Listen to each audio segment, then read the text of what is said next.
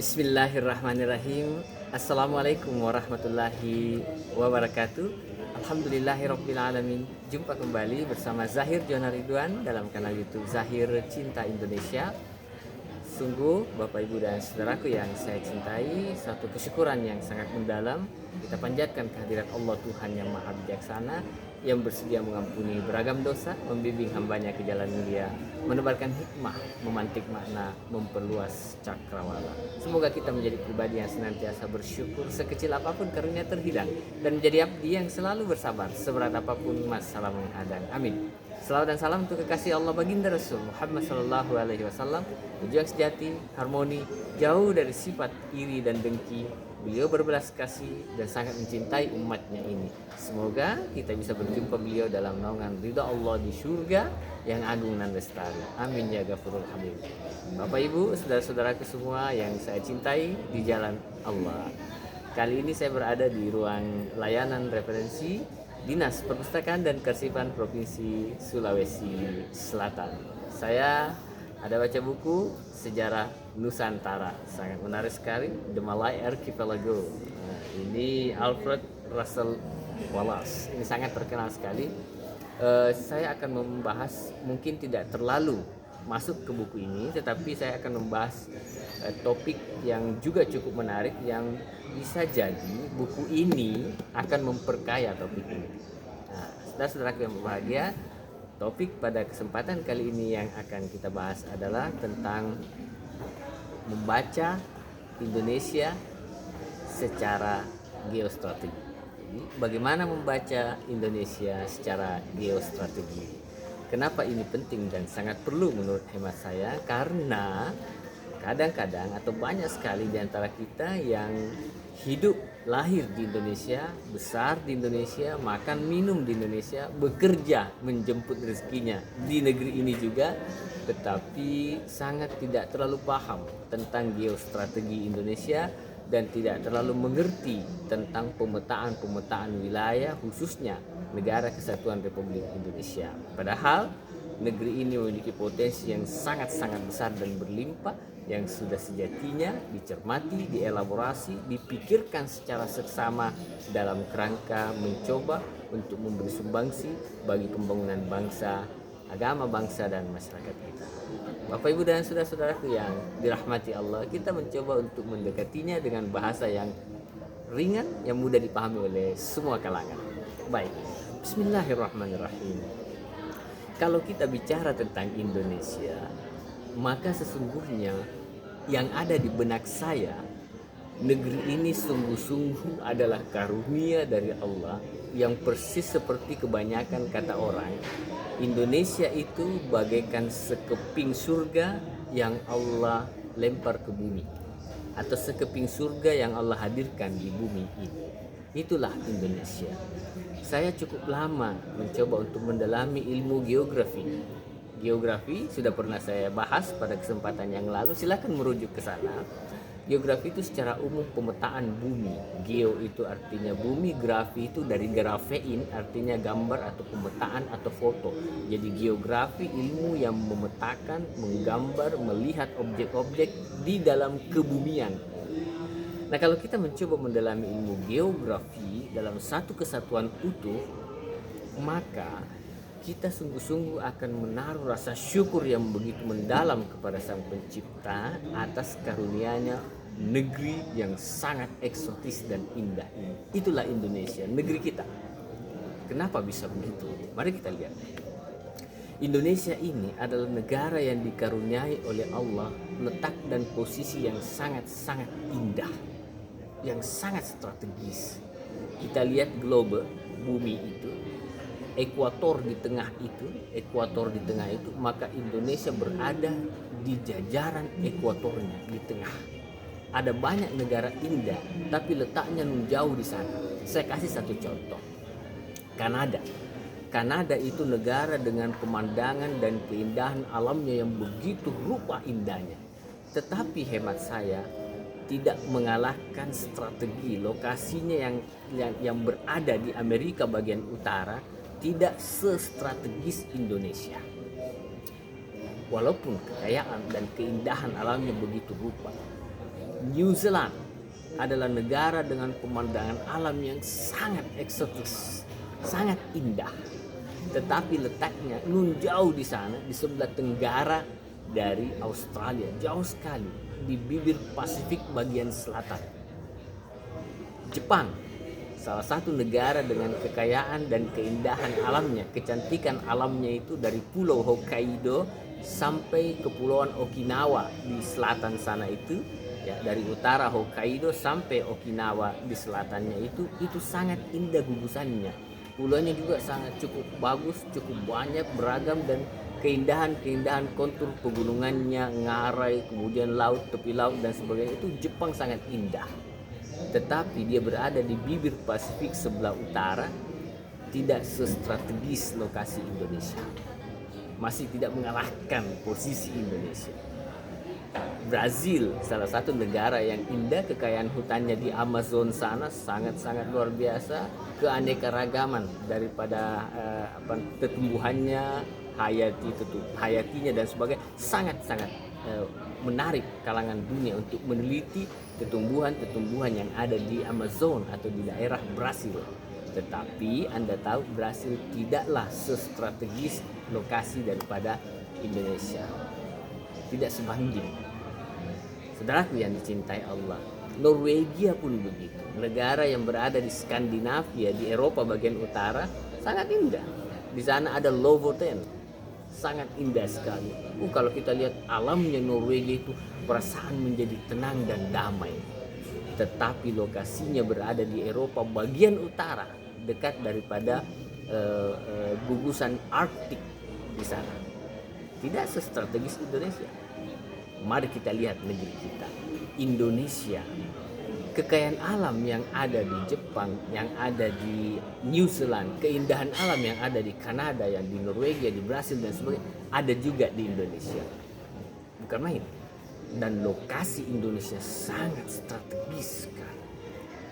Ini bumi, belahan bumi, ekuator berada di tengah. Indonesia itu berada di tengah, diapit oleh 2 samudra dan 2 benua. Kita lihat, benua itu ada benua Asia, ada benua Australia. Samudranya ada samudra Hindia, ada samudra Pasifik atau lautan teduh. 2 benua, 2 samudra ini mengapit gugusan kepulauan kita, gugusan negeri kita yang kepulauan atau maritim ini, dari Sabang sampai Merauke, Miangas sampai Rote. Kekayaan alamnya luar biasa.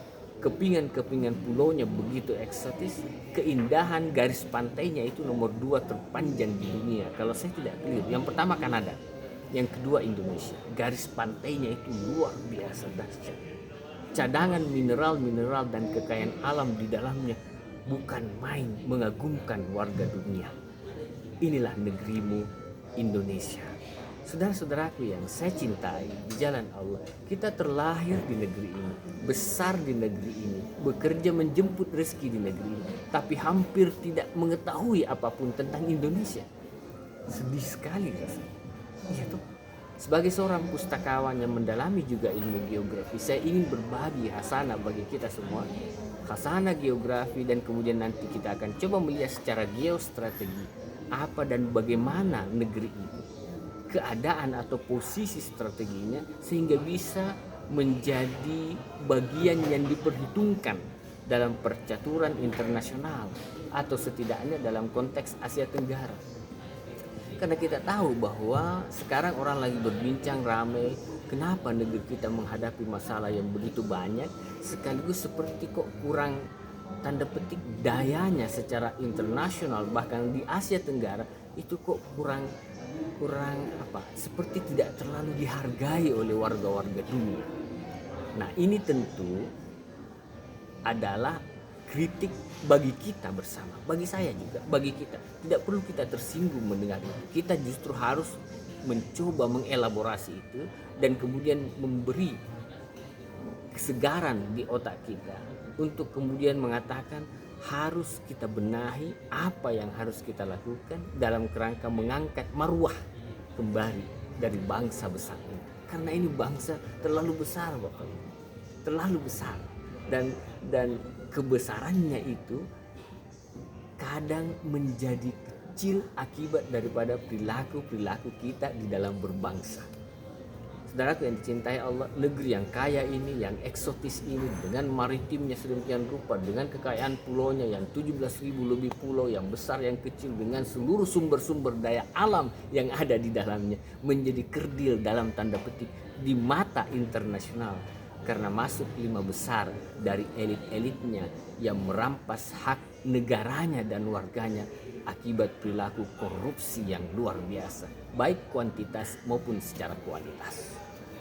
Bayangkan kekayaan alamnya, keindahannya, geostrateginya yang begitu rupa membuat negeri ini menjadi kerdil di mata internasional karena perilaku sebagian oknum elitnya yang menyebabkan korupsi di mana-mana, melakukan kejahatan keuangan di mana-mana, merampas hak rakyat, masyarakat dan sebagainya, sehingga masyarakatnya hidup dalam duka dan lara yang nyaris tak berkesudahan. Oleh karena itu mari sama-sama kita coba cermati ini, karena ini penting bagi kemaslahatan dan marwah diri kita, agama, bangsa dan masyarakat kita. Saudaraku yang saya cintai, mari kita lihat. Saya tadi katakan Indonesia yang sangat indah ini secara geostrategi saya sudah sampaikan, berada di apit 2 benua 2 samudra. Lalu kita lihat gugusannya dari Sabang sampai Merauke. Sabang itu berada di Pulau W di Nanggro Aceh Darussalam. Merauke itu berada di bagian selatan dekat perbatasan dengan Papua New Guinea di Provinsi Papua. Orang selalu menyebut Sabang sampai Merauke.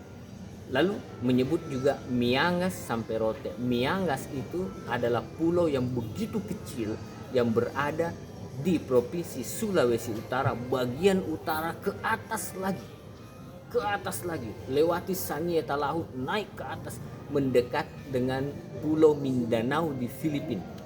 Bahkan pulau besar yang lebih dekat dari Pulau Miangas itu adalah Pulau Mindanao di Filipina, lebih dekat ke Filipina daripada ke provinsi induknya Sulawesi Utara. Kalau Anda lihat, dan pulaunya kecil. Kalau dibentangkan bumi ini Anda tidak bisa melihatnya kecuali Anda melakukan upaya aplikasi zoom Google Earth, melihat lebih dalam, lebih teliti, lebih fokus, nanti akan kelihatan pulaunya dan sangat kecil pulaunya. Sekarang sepengetahuan saya sudah ada bandara kecil perintis di sana dan orang sudah bisa terbang ke sana. Saudaraku yang dicintai Allah, itulah yang dianggap pulau yang paling utara dari gugusan Indonesia. Miangas, kemudian Rote. Rote itu adalah pulau yang dianggap paling selatan, berada di Nusa Tenggara Timur di dekat Kupang di sana. Jadi Sabang sampai Merauke, Miangas sampai Rote. Dari utara itu Miangas, Rote itu paling selatan. Itulah gugusan Nusantara atau Indonesia yang kita cintai. Saudaraku, kekayaan buminya bukan main. Di Indonesia ada timah. Silakan Anda ke Bangka Belitung, khususnya Belitung, kekayaan cadangan timahnya luar biasa. Data yang saya peroleh, timah Indonesia kalau bukan nomor 1, nomor 2 di dunia. Kalau bukan Indonesia nomor 1, Malaysia nomor 2. Kalau bukan Malaysia nomor 1, Indonesia nomor 2. PT Timah adalah perusahaan timah, salah satu perusahaan timah terbesar di dunia. Salah satu. Coba bayangkan, bukan main kontribusi timah. Karet, Indonesia masuk 3 besar cadangan karet dunia. Bauksit, oh jangan tanya, Indonesia juga rajanya. Di pesisir Sumatera bagian timur itu bauksit luar biasa. Mangan, Indonesia juga. Geotermal, panas bumi, Jawa Barat termasuk yang cukup bagus. Minyak bumi itu mulai dari sekitar Aceh, termasuk gas alam di daerah Aceh, Lok Semawe, kemudian bagian pesisir timur terus, kemudian di bagian Kalimantan, bagian utara dan bagian timur, ya, kemudian di dekat di daerah sekitar Selat Makassar yaitu minyak, cadangan minyak dan gas alam.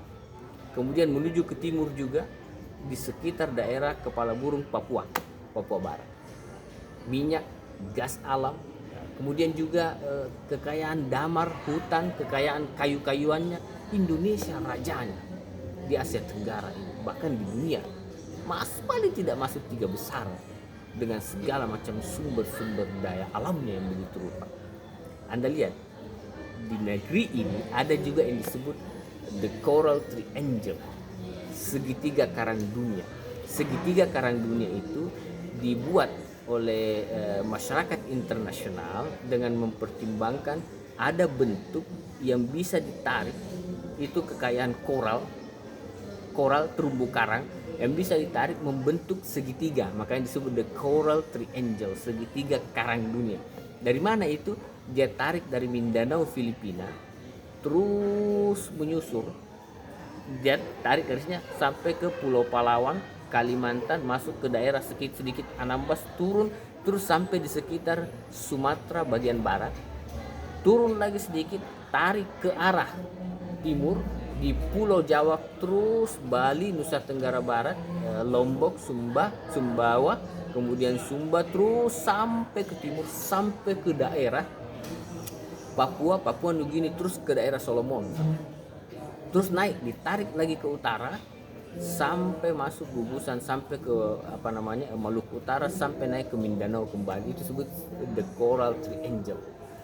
Dan itu kekayaan cadangan, baik kerangnya, ikannya, segala jenis-jenis biota lautnya, sungguh-sungguh menawan dunia, sangat-sangat indah sekali.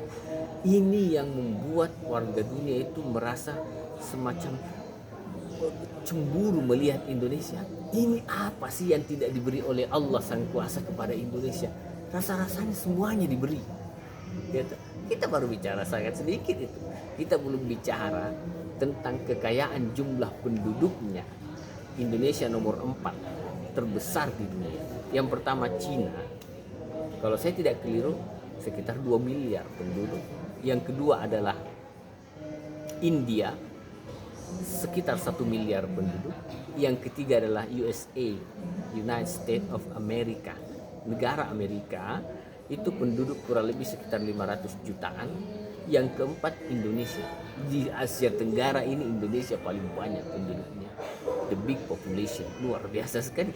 Penduduknya kurang lebih 260 jutaan, tersebar tetapi tidak merata. Yang banyak adalah Jawa, Bali, dan Sumatera. Kalimantan luas pulaunya, penduduknya sedikit. Sulawesi lumayan, luas pulaunya lumayan, penduduknya tidak terlalu banyak. Apalagi Papua itu luas pulaunya, penduduknya sangat sedikit. Inilah yang mestinya menjadi pelajaran bagi pemerintah, bagaimana caranya supaya kepadatan penduduk yang berada di Jawa, di Sumatera itu bisa kembali ditata sedemikian rupa untuk mengisi pos-pos atau lahan-lahan yang ada di sebelah timur Indonesia yang penduduknya sangat sedikit tetapi menyimpan kekayaan alam yang begitu besar. Anda lihat semakin ke timur itu semakin kekayaan alamnya, gas alamnya, kemudian minyak buminya, cadangan-cadangan yang lainnya. Saya ingin coba sedikit geser perhatian kita ke Papua. Anda lihat bagaimana di Papua itu tembaga dan kemudian emas yang ada di pegunungan di Carlsberg di sana di Papua. Itu luar biasa. Dan ditemukan bukti bahwa di sekitar sana ada blok-blok lagi, ada juga di blok Wabu kalau tidak salah, itu memiliki potensi cadangan yang hampir mirip sama banyaknya dengan yang sekarang sudah dikelola, cadangan biji emas. Coba Anda bayangkan itu. Iya tuh. Belum lagi dengan kekayaan-kekayaan alam yang lainnya yang kita belum sebut, yang begitu rupa. Belum kekayaan pariwisatanya. Ini Indonesia, Anambas itu, Kepulauan Anambas yang ada di Kepulauan Riau sana, itu adalah salah satu kepulauan yang dikagumi oleh dunia. Pernah dijuluki sebagai salah satu kepulauan terbaik di Asia, Anambas.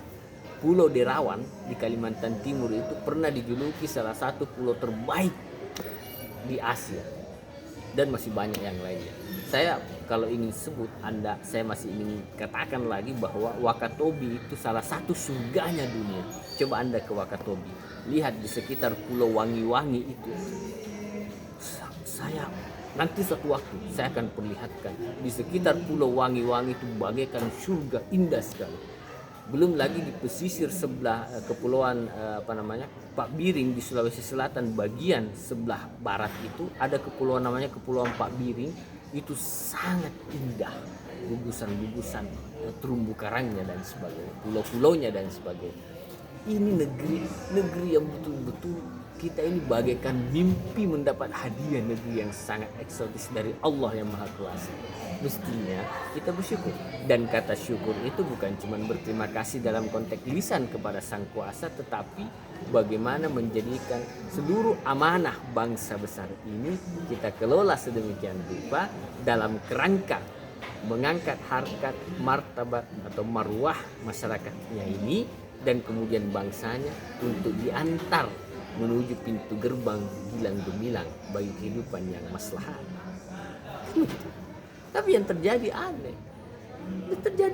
Seperti yang saya katakan tadi, kekayaan alam yang begitu rupa, strategi geostrateginya begitu punya nilai tawar yang begitu rupa, tapi masyarakatnya hidup dalam duka dan lara, dan kasus-kasus korupsi dan pengkhianatan keuangan yang dilakukan oleh sebagian elit di bangsa ini nggak pernah berhenti. Hampir setiap hari kita tonton di televisi, ada yang ketangkap korupsi lagi, ada yang tertangkap lagi, ada yang ketangkap lagi, dan seterusnya. Kan kasihan negeri ini seperti itu. Ya, apa yang terjadi di tubuh psikis, di kejiwaan bangsa ini, elit bangsa ini, apa sebenarnya yang terjadi? Nah, membedah itu mungkin kapan-kapan kita masuk pada sesi tersendiri. Bahkan ada buku yang ditulis oleh Darren Acemoglu, Why Nation Fail, mengapa bangsa itu gagal. Itu bagus juga untuk kita bedah suatu waktu nanti, karena berkait tentang itu. Nah, saudara-saudaraku yang dicintai Allah, jadi tadi saya sudah sampaikan secara kekayaan alamnya, geografi. Sekarang saya masuk sedikit dalam konteks kaitan geostrategi. Apa maksudnya itu sebenarnya geostrategi? Geostrategi, lagi-lagi saya katakan, geo itu bumi, strategi itu adalah, kalau kita bicara geostrategi, kita akan bicara tentang bagaimana melihat konteks kebumian Indonesia, lokasinya, dan kemudian bagaimana mengelaborasi itu untuk menjadi daya tawar secara strategi ke panggung internasional. Itu maksudnya geostrategi. Artinya negara-negara yang berada dalam rentang atau bentangan di mana negaranya itu dilalui oleh jalur-jalur internasional, kemudian menyimpan kekayaan alam yang begitu rupa, daya pariwisatanya yang begitu eksotis dan begitu indah, dan seterusnya, maka secara geostrategi negeri ini memiliki nilai tambah dalam konteks kebumiannya. Itu yang maksudnya melihat secara geostrategi. Jangan sampai negeri kita dengan kekayaan alam yang begitu rupa, yang selatnya ada 4 selat besar di Indonesia, dilalui jalur perdagangan internasional, tapi kita diam-diam saja. Elit-elit kita diam-diam saja. Ini kan aneh. Iya toh. Itu Selat Malaka, itu selat yang sangat sibuk di dunia, dilalui jalur perdagangan dari Eropa, dari Afrika menuju ke Asia Tenggara maupun Asia Timur.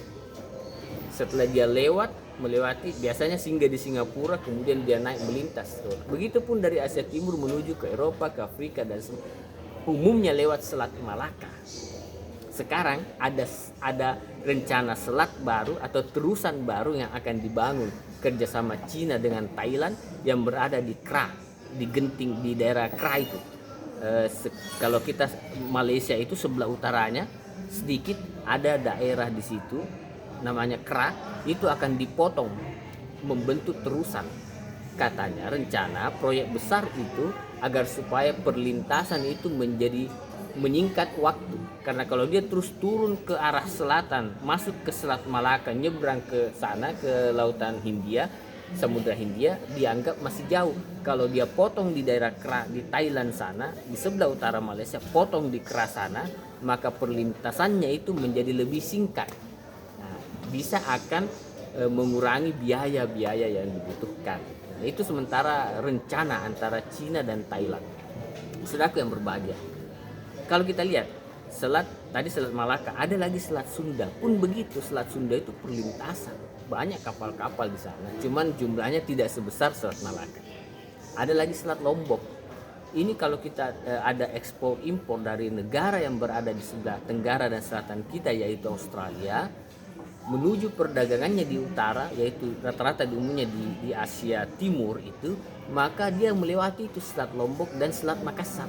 Dari Australia masuk Selat Lombok, masuk ke Selat Makassar. Ya, dia Selat Lombok, Laut Flores, Selat Makassar, terus ke atas naik sampai ke Cina, Jepang, Taiwan, Korea dan sebagainya. Pun sebaliknya, kalau barang-barang dari Asia Timur, Cina, Jepang, Korea dan sebagainya, kalau dia ekspor menuju Australia, umumnya dia masuk ke Selat Makassar tadi, ke Selat Lombok, terus ke Australia dan sebagainya. Itu dilalui lintasan internasional. Coba bayangkan, secara geostrategi mestinya kita punya peluang yang besar dan daya tawar yang begitu besar, yaitu menghadapi semua. Dengan kekayaan potensi itu kita harus punya maruah di mata pihak internasional. Jangan sampai kita seperti dilecehkan dan tidak punya harga diri di pihak di kacamata masyarakat internasional. Nah, itu yang saya maksud, bagaimana membaca Indonesia secara geostrategi, karena kekayaan alamnya, perlintasannya, secara ilmu kebumiannya, buminya dan letaknya, lokasinya ini adalah negeri ini memiliki potensi-potensi yang begitu besar dan berlimpah, yang luar biasa, yang sesungguhnya kalau itu dimaksimalkan sedemikian rupa, maka kita punya daya tawar pada pihak-pihak internasional. Dan paling tidak banyak hal yang bisa kita kombinasikan kekuatan-kekuatan sumber-sumber di Indonesia ini untuk tanda petik untuk menekan pihak internasional dalam konteks kebaikan. Menekan itu dalam konteks kebaikan maksudnya jangan seperti negeri kita ini menjadi tempat seperti dilecehkan dan tidak punya marwah tadi. Dan sejatinya kita harus menjadi pribadi-pribadi yang ikut bersama-sama, bekerja sama untuk membangun, memperkuat daya tawar negeri ini ke kancah internasional. Nah, kira-kira seperti itu gambarannya. Nah, tentu untuk memberi pemahaman-pemahaman itu kita mulai dari hal-hal yang mendasar barangkali. Kita mulai coba mempelajari tentang gugusan kepulauan kita, tentang potensi-potensi kekayaan alamnya, tentang bagaimana membaca negeri ini sedemikian rupa, tentang bagaimana kita mengelaborasi seluruh potensi alam tadi, tanah pertaniannya yang kaya di Jawa tadi, kemudian juga pulau-pulaunya yang begitu banyak yang ada di Maluku Utara, di daerah Maluku, yang sumber-sumber pendapatannya, kayu-kayunya, kayu alamnya, hutan-hutannya, hutan jati, hutan alam, hutan hujan basah dan sebagainya. Ini semuanya menyimpan sumber daya alam yang manakala dikelola sedemikian rupa akan menjadikan negeri ini berada pada posisi daya tawar yang begitu luar biasa. Dan kita akan bisa mengantar anak bangsa ini untuk sampai pada tujuan-tujuan kemuliaan kehidupannya. Tentu ini kerja keras bersama dan tidak mudah.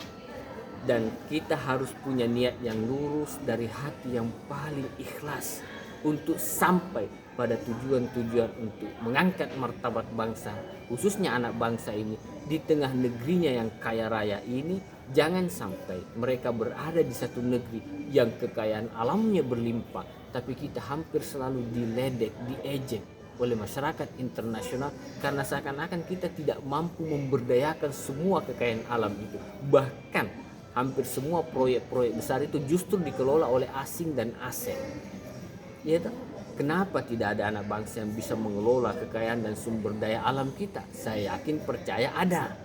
Tetapi yang paling penting untuk kita pikirkan bagaimana bangsa ini membuat satu grand design atau elitnya membangun satu grand design untuk merencanakan semua secara terpadu agar supaya anak-anak bangsa ini bisa menjadi pribadi-pribadi yang tangguh yang kemudian ikut serta nanti di dalam mengelola dan mengembangkan bangsanya, khususnya sumber daya alamnya ini, dan melihat geostrateginya yang begitu rupa sehingga mereka bisa berdiri sama tinggi dengan masyarakat internasional di luar sana, dan mereka bisa bangga dan bersyukur kepada Tuhannya bahwa mereka diciptakan sebagai masyarakat Indonesia yang tidak lebih rendah dibanding masyarakat di luar sana.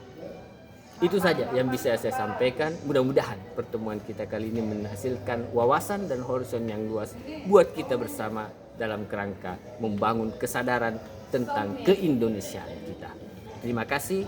Itu saja. Salam cinta dari Zahir Johana Ridwan. Assalamualaikum warahmatullahi wabarakatuh.